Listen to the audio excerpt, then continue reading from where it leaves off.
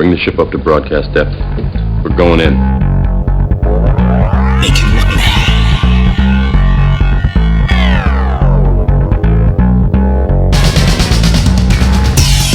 Farside with Brian, Rachel, Bo, and Ryan. So tonight we're going to talk about a statement made by Elon Musk about us living in the Matrix. Try to relax. This will feel a little weird.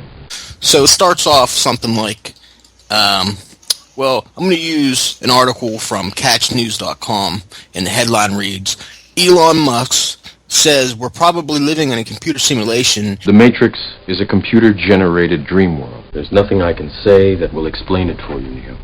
Come with me. See for yourself. So Robert Mark Anderson writes, in a recent interview at the Code Conference in California, technology entrepreneur Elon Musk suggests we're living inside a computer simulation. On first hearing, this claim seems far-fetched, but could there be some substance to Musk's thinking? As founder of a number of high-profile companies such as Tesla and SpaceX, Musk's business interests lie firmly in leading technologies. And he continues on with even more, saying, key to this claim is that computer games have evolved rapidly over the past 4 years to the point that inside the next few years, they will be fully immersive, with a computer-generated and controlled world seamlessly merged with the physical world. In other words, we're on the verge of experiencing augmented reality, or better known as AR, combined with artificial intelligence. The end result is that what is real and what is simulated could become indistinguishable from one another. Billions of people just living out their lives, oblivious. I don't know. What do you guys think about that? I think there's a lot of issues with that theory. You got issues, Bob? What's that? You got issues? Let's air them out. Let's air out the issues. Let's go. No, I mean, honestly, there's a number of reasons why I don't think that it's possible. The Matrix isn't real. One of them that I read from a quantum mechanical engineer from MIT, Seth Lloyd. He estimated that the number of computer operations our universe has performed since the Big Bang, basically every event that has ever happened, basically to repeat them and generate a perfect fismal of reality down the last atom would take more energy than the universe has. So I don't think it would really even need to do that. All it would need to operate and perform like the tasks would be what you're currently perceiving. So everything that you see would be all the computer would have to generate. Not true, because it wouldn't have to control all the atoms and everything. We remember the past. Can we even see atoms? Do we even know that atoms are real? Prove it, damn it. But we remember the past. I mean, the past is a memory, meaning that if we are in a computer, the computer has those memories, the past stored in it somewhere. So it's not what we're seeing right in front of us. It's also seeing what's behind us. The computer would have to be bigger than the universe, and time would tick more slowly in the program than in reality, and that's what Lloyd says. So he says, why even bother building something like that? Again, I just don't think it's possible. It's an interesting concept, but I just don't see it being a possibility. Based off of what we currently know and are capable of computing, but it could just be like a history program. And as time moves along, it's technology slowly added, and it's just simulating the past, which was another theory saying that we could be in an ancestral simulation where our future selves are studying the past. You had your time. The future is our world. Slowly, like you look at technology and see how fast it advances, and 100 years ago, they were freaking gluing balsa wood together with some crappy two-stroke engine flying an airplane off of a sand dune in North Carolina. And now we're freaking flying around at 750,000 miles an hour in this freaking crazy, the ionosphere. So the advancement of technology, it's pretty fast-paced when you think about it, where maybe on a more a natural, incline, it would take a lot longer. I can see what you're saying there. There was something I read. I can't remember where it was from, unfortunately.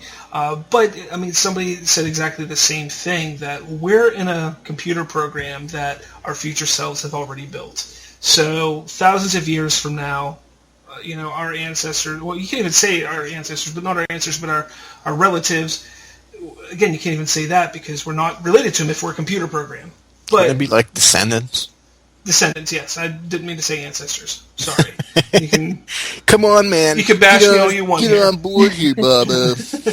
Oh, God. But we can't even consider them that if we're just a computer program. So these beings, whoever they are, in the future created this program, and Brian Keppel quadrillionth the third. Oh, God. I should never reproduce. Wait, so you said you should never reproduce? Does that mean you were planning on reproducing with Brian? No. I was just Sounds like a saying good that idea. if this is the past, I have children in the future who have my memories. She or might some- just be a mogwai, and she got wet, and she laid eggs. Yes, that must be it. Perfectly. Now, continue on. What were you saying? I'm sorry. No, I'm just stating that I don't even know where I was going with that. Oh, good talk. Yeah. Ryan, how you feeling on this? I don't know. I mean, it's an unfalsifiable hypothesis. Like, you can't prove it or disprove it. I mean, it's a fun idea, but, like, okay, we're living in a simulation or whatever. Why do we have autonomy? Like, if someone has us in a computer simulation, why aren't we controlled as well? What if you are, and you just don't know it? Yeah. Mm-hmm. I mean, I don't know. It's a fun idea. Like, I like it, but I mean, at the end of the day, it's just like, you either believe it or you don't, I like the multiverse theory. These are the other potentials. You can wait here. What's going on here in our universe is going on in, multiple universes, simultaneously, but as of right now, it can't be proven or disproven. So, again, you either believe it or you don't. That brings me, talking about the multiverse idea, that brings us back kind of to what we were talking about last episode about the Mandela effect. I did a little more research on that, and, again, this is a little off topic with the Matrix, but the idea of the multiverse is something that I would believe more so than the Matrix, because you're looking at an idea that there's multiple universes, and at some point they must intersect. And we, as who we are... Well, wouldn't that be our shared reality, where all the multiverses intersect? Yeah, and at certain points they do. Because we all have our own separate experiences. But it's and you have millions or billions of people. Then you have all the animals. Then you have all the birds and all the parasites, and they're all having their own separate experience. And what we call reality outside of ourselves would be the intersectionality of all these experiences. I'm more talking along the lines of I'll simplify it. You have Earth 1 and Earth 2. So there's one Earth, two Earths. We're just going to focus on that. There's two different Earths that are moving forward at the same pace.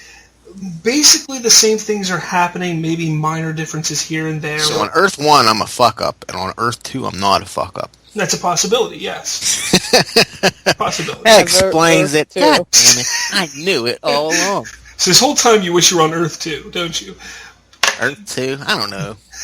Pretty much. I'm rich on Earth 2. I think that means there's, other problems. For all you know, Earth 2 you could be worse. 2 you could be exactly the same. But I think at some point during this reality, between the Earths, there's a time where they cross over and they crisscross. And at that moment, you can either continue down the path that you've been on in your current reality. It's the red pill or the blue pill. You could move over and take this other reality. And you realize that there's some minor differences, but eventually all your memories from your old reality disappear and the memories from the new reality stick. I think that theory is pretty cool. I think it's a little more believable than being in the Matrix. Have all the different multiple life choices you could take, and I've noticed periods where I was about to make a horrible decision and I knew that I was at some sort of crossroad, and either I decided not to do that or I decided to do that, and they were big decisions, and it took me down a certain path, and the ones I didn't take, it left me on the one that I wanted. So it's kind of like Kabbalah, with the tree of knowledge and the different pathways to take, and ultimately we're all going to end up in the same place anyway. But it's the different adventure that we decide to pick. Pick your own adventure, right? There's a difference between knowing the path and walking the path. Yeah, like butterfly effect sort of shit. Kind of. But that would be like the effect of your decisions on others. How many billions of years in the future is it that the Andromeda galaxy is to collide with our Milky Way galaxy? I forget. Oh, I don't know. But that'll be interesting. They said that would our sun still be around? I think our sun would burn out by then. I'm not sure about that one, actually. Yeah, I do remember seeing something about that. But go on. Yeah, I mean, I think the sun will be gone by then, because this is like going to happen billions of years after that, I think. Well, I don't know. Don't quote me on that. According to Wikipedia, the Andromeda Milky Way collision is a galactic collision predicted to occur in about 4 billion years between the two largest galaxies in the local group. So that'll be before the sun burns out. Yeah. So the Milky Way... I wonder what I'm going to look like in 4 billion years. Your appearance now is what we call residual self-image. It is the mental projection of your digital self. The Milky Way obviously contains our solar system and Earth and the Andromeda galaxy. Although the stars involved are sufficiently far apart that it is improbable that any of them will individually collide. The galaxy will be the result of the collision. It'll be nicknamed, or it is nicknamed right now, Milkomeda. That's Milkomedia. No, Meta. Milkomeda. It sounds like a sex. That's the best we can do. Right. That's according to Wikipedia, yes. So, there's so much space in between the stars. They wouldn't actually even touch, but they would affect each other with their gravity. The gravity wells and how it affects space and time. So here's an interesting thing. Each galaxy here, they do contain a central supermassive black hole. So these black holes will converge near the center of the newly formed galaxy, and it would then transfer orbital energy to stars that will be moved to higher orbits for gravitationally interacting with them. Now, it's a process that may take millions of years. When they come within 1 light year of one another, they will emit gravitational waves that will radiate further orbital energy until they merge completely. Imagine being alive when that happens. Like, that's fucked. Yeah. Like, I'd just be like having a beer and a fat one, just like, well, that's it. Would you even Maybe notice we are in the Matrix, and that already happened. We could just be in a box floating in the middle of space, and we're just sitting in a simulation right now. Neo, this is loco. It's a possibility. Now, let's say, so getting back on point here with what Elon Musk was saying, if we are in a matrix, I mean, how do we have limits? Well, why aren't we seeing glitches? Where are these? No computer is without... Deja vu, man. Deja freaking vu. And there's no... What's going on with that? There's no computer that never crashes. So, I mean... Come on. I mean, I'm with Brian, though. He's sitting here saying deja vu, and I have weird cases of deja vu all the time. Oh, deja vu. What did you just say? Nothing, just had a little deja vu.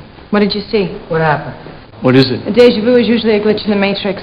It happens when they change something. See, in my eyes, though, deja vu, I think, is partially a connection to the alternate universes, or one of the other universes, that it already happened there, or it's happening simultaneously.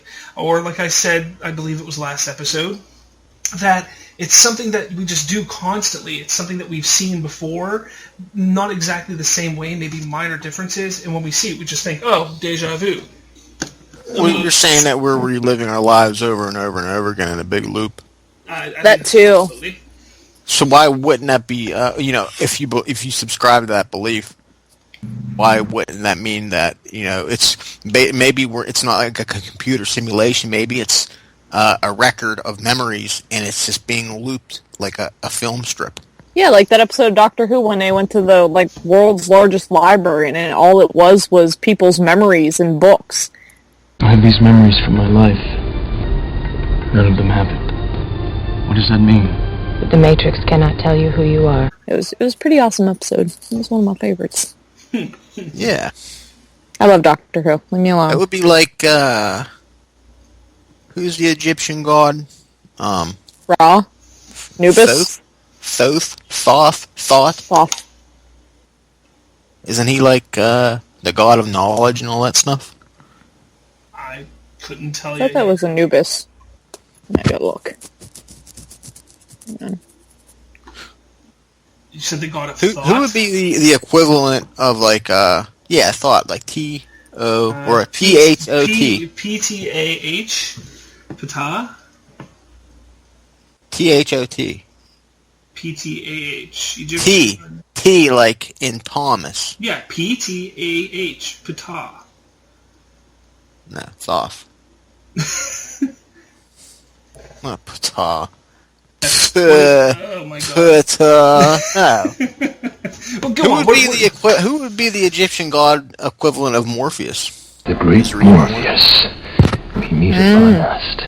So, Morpheus from the movie The Matrix. Yeah.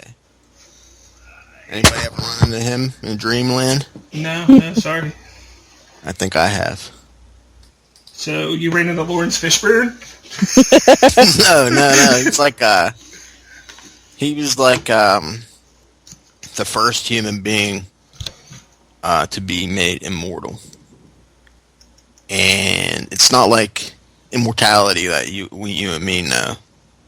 It's like he was put in a different place so he can live forever, because obviously he couldn't live forever in his mortal coil, and basically we all exist there, and like Dreamland would be the god mode of the Matrix, right? Because in Dreamland you can fly and you can dream up of all kinds of things and just have them right then and there in your hand. And there's all kinds of fantastic dreamscapes. You come across like floating cities and buildings made of light. All kinds of stuff going on, You ever have that feeling where you're not sure if you're awake or still dreaming? And Morpheus is basically the controller of these dreams. So him being the first person put into the system, he obviously Kinda like a guardian. knows how it works. Say that? Kind of like a guardian. I guess so, and of course, he's been interpreted through the different cultural, I guess, lattice work, if you will, Christianity or, whatever, what have you. And in this rendition, Morpheus, as we know him, is like some kind of demon. Oh my god, so spooky. And he has a box full of dreams, full of ivory or horns, and the ivory would obviously be the good ones, and the horns would be the bad dreams, or the nightmares. And it's Morpheus. He takes you into the dream world, right? Red pill, blue pill. Which one do you want? You want to stay in the world that you want now, or do you want to go down the rabbit hole with him? And he'll, when you run into him, he gives you the choice, and he does. That's what I've seen in my dreams. Maybe I'm just watching too much Matrix. I don't know. That's possible.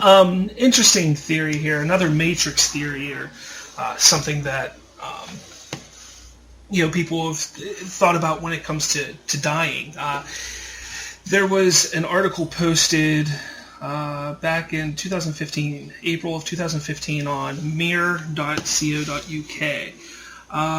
Experts claim they can now prove whether or not there is heaven and hell, and the theory is like something from the Matrix. Basically, Professor Robert Lanza from Wake Forest University School of Medicine in North Carolina says the idea of an afterlife can only exist if we accept the concept of death. If you're killed in the Matrix, you die here?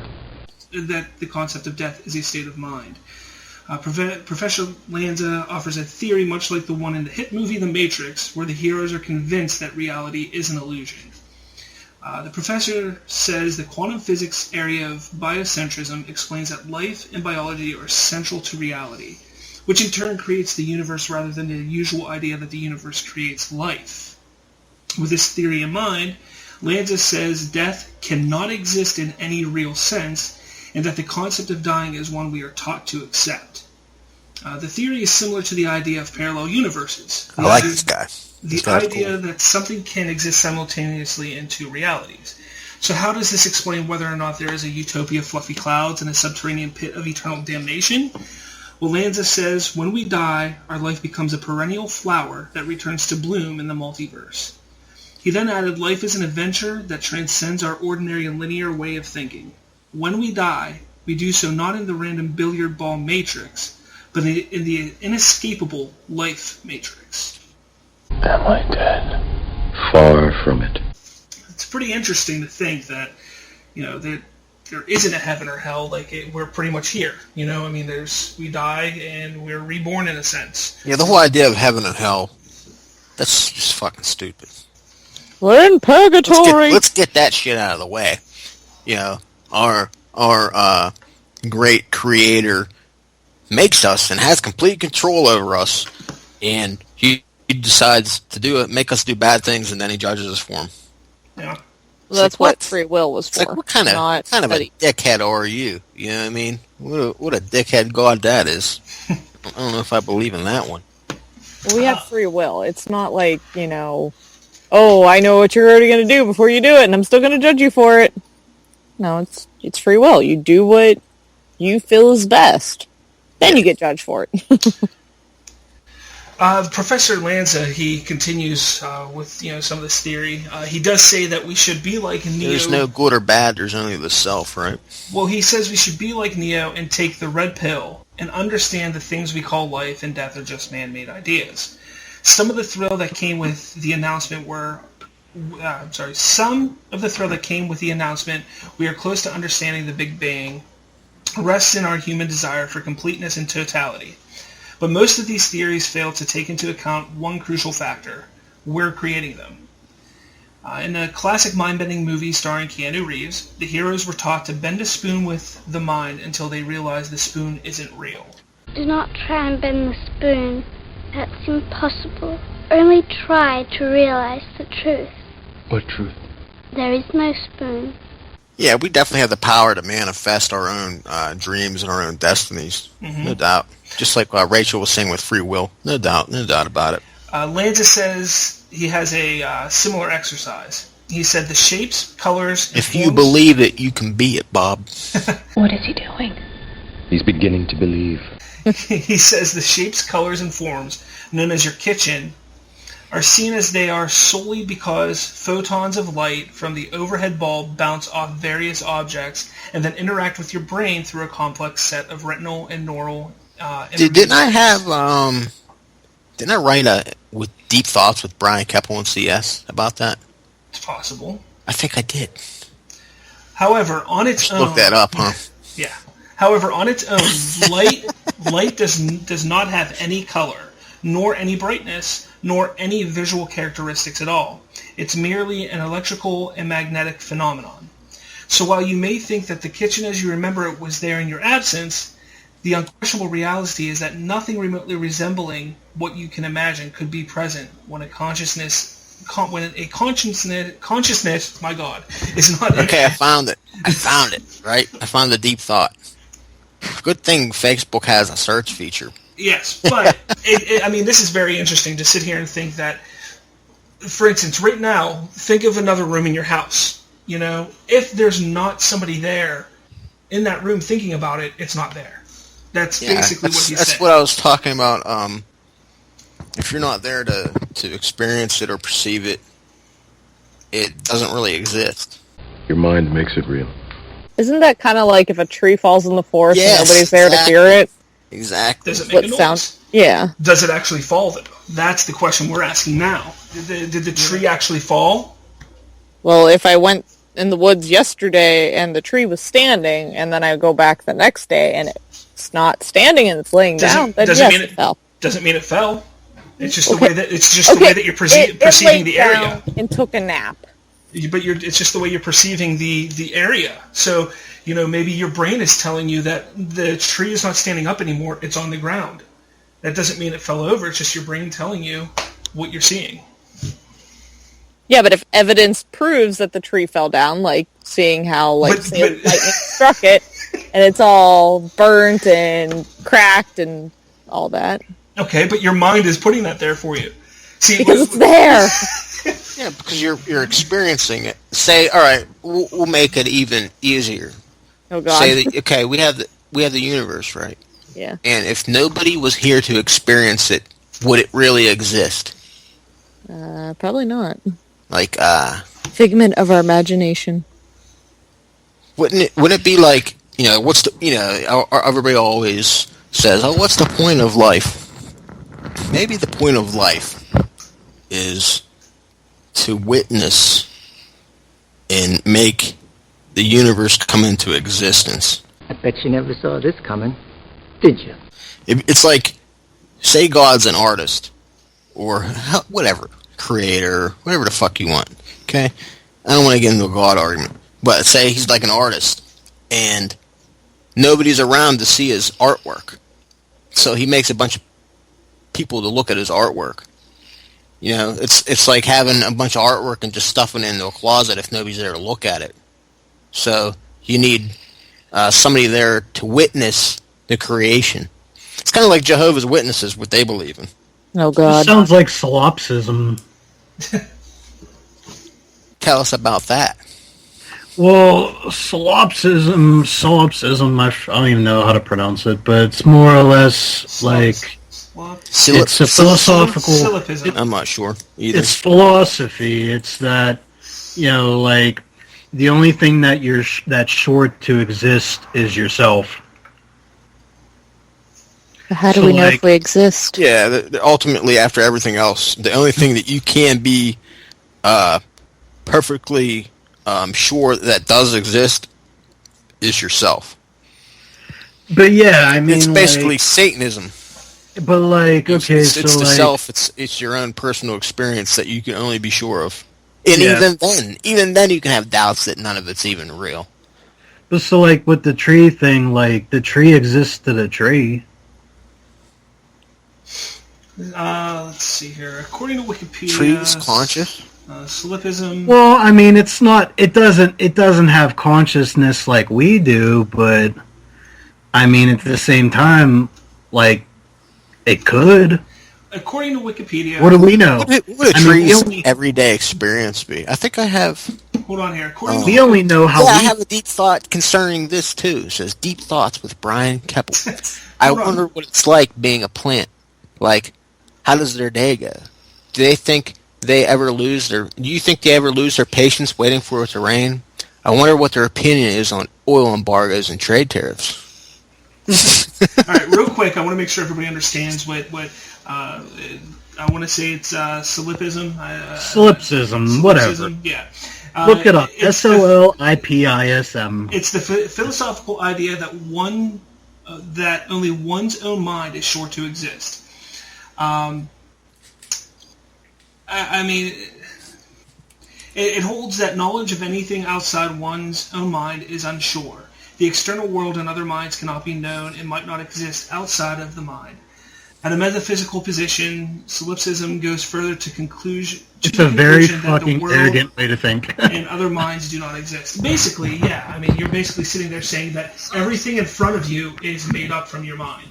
Just think of it that way. That the world is not real; it's all in your mind. Hey, can you guys hear this? Solipsism. Solipsism. Solipsism. Gotcha. Solipsism. Yeah. I always want to say solipsism for some reason, but yeah. Whatever. It's a very narcissistic worldview. The or theory that the self is all that can be or be known to exist. That's what it says on Google, anyway.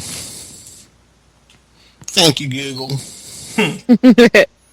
Thanks, Google. Google's shit, even though they do filter out a bunch of stuff. That's why you guys dive into the deep, dark web. Now, what if the deep, dark web is the Matrix? Think about it. Could be.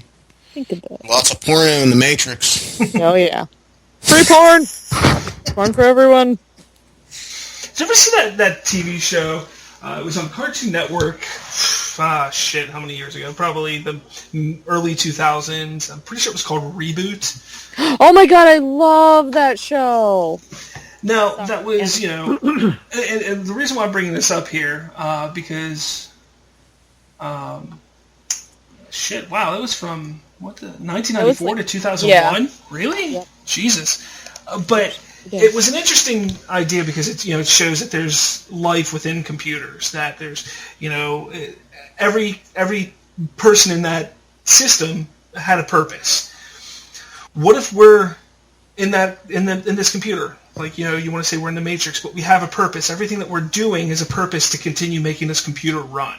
Whatever we do, and maybe some of us actually do real jobs that help it run better, or some of us are, like, for instance, I'm in the entertainment business, working in a casino, so nothing I would do would help the computer run, but those who help the computer run come there to relax so they can continue their jobs. You guys follow me a little bit? A little bit. Or am I getting way too out there? Oh, you're good. I don't think you ever get way too out there. Not with me, anyway. Oh, God. Yes, but I mean that's continue. But that's kind of the idea that I'm saying here is maybe it's not that we're living in a matrix to relive the past or whatever Elon Musk is possibly saying or whomever is saying. Maybe it's just that we're just in a computer. Maybe that's just what we are. We're just a computer program, and that's it. Like a biological machine. Yeah, essentially. I'm a machine. Could be. Possible. Anything's possible. Anybody got any other thoughts? No, none from me. If you would have told us the truth, we would have told you to shove that red pill right up your ass. Moving on, there's an interesting story that IFLscience.com has posted. How could you do that to us, Bobby? You cut us out of existence. You destroyed the Matrix. It states that the Earth almost has a new moon. A small asteroid has been discovered following the Earth around the Sun. The object is too far away to be a new moon, but it's definitely trapped in a tug-of-war between the gravitational attraction of our planet and the Sun. The object named 2016 HO3... How big does something have to be considered a moon? Calm down. The object named 2006 HO3 was discovered on April 27th, 2016. It was discovered by the Pan-STARRS 1 Asteroid Survey Telescope and some weird city in Hawaii that I can't say. Its size has not been confirmed yet, but it's expected to be between 40 and 100 meters, roughly 120 to 300 feet for the American listeners. Sounds like a personal problem. What? Sounds like a personal problem. Can't confirm its size. Since it loops around our planet but never ventures very far away, as we both go around the Sun, we refer to it as a quasi-satellite of Earth. That was Paul Chodos, manager of NASA's Center for Near-Earth Object, or NEO, studies at Jet Propulsion Laboratory in Pasadena, California. The looping around our planet is not precise. The combination of gravitational attraction between the object, the Earth-Moon system, and the Sun changes 2016 HO3's orbit, making it drift a little ahead or behind every year. This cosmic ballet pushes the asteroid back and forth from our planet, but never further than 100 times the distance of the Moon. The same effect also prevents the asteroid from approaching much closer than about 38 times the distance of the Moon. In effect, the small asteroid is caught in a little dance with Earth. Let's see. 2016 HO3 is what we call a corkscrew asteroid. Objects that are picked up from nearby population of rocky bodies, but never fully captured by Earth's gravity. Their orbit is not very stable, and they usually leave us just as quickly as they come in. One other asteroid, 2003 YN... It's a clickbait moon. 2003 YN-107 followed a similar orbital pattern for a while over 10 years ago, but it has since departed our vicinity. This new asteroid, though, is much more locked on to us. Our calculations indicate that 2016 HO3 has been a stable quasi-satellite of Earth for almost a century, and it will continue to follow this pattern as Earth's companion for centuries to come.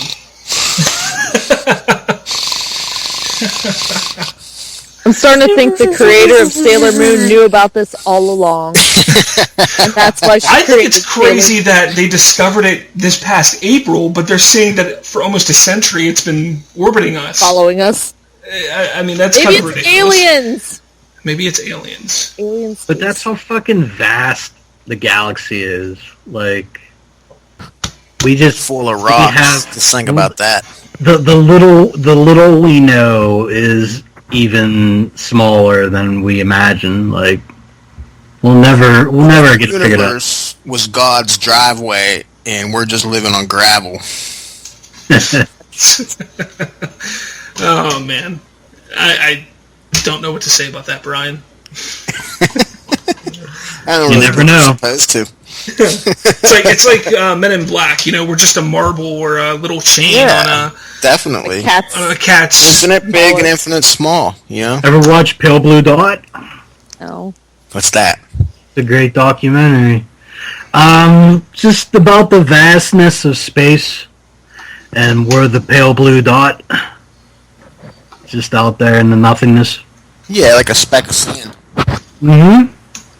And all of our problems, all of our inconveniences, all our hopes, wishes, and dreams are in that little speck, that little dot of light. That little particle floating out there in space. It would be like the vast ocean, and you're just a little drop of water. Pretty much, yeah. I was kind of thinking the metaphor that they use in that one Dane Cook movie where they work in that supermarket where he's like, you're like the tiny balls of a field mouse dangling from the lion's mouth. That movie is called Employee of the Month, by the way. That's what it was. I like that hangout they have up on top of the shelves. I'm going to totally do that one day. Boxes. I totally want to have that job and just hang out there. They had a freaking couch up there. How do you even do that? Yeah. And steel beams are very, very durable. I used to work at Walmart. Brian, I think it might be time to take us out here, buddy. All right. So, considering all the things that we talk about, I like this little thing here, and we're all familiar with it. And I think I'll leave you with this. Mr. Cow. Yes? How many licks does it take to get to the Tootsie Roll center of a Tootsie Pop? I don't know. I always end up biting. Ask Mr. Fox, for he's much cleverer than I. Mr. Fox, how many licks does it take to get to the Tootsie Roll center of a Tootsie Pop? Why don't you ask Mr. Turtle, for he's been around a lot longer than I. Me? I bite. Mr. Turtle, how many licks does it take to get to the Tootsie Roll center of a Tootsie Pop? I never made it without biting. Ask Mr. Owl, for he is the wisest of us all. Mr. Owl, how many licks does it take to get to the Tootsie Roll center of a Tootsie Pop? A good question. Let's find out. 1, 2, 3. If there's anything I can't stand, it's a smart owl. How many licks does it take to get to the Tootsie Roll center of a Tootsie Pop? The world may never know.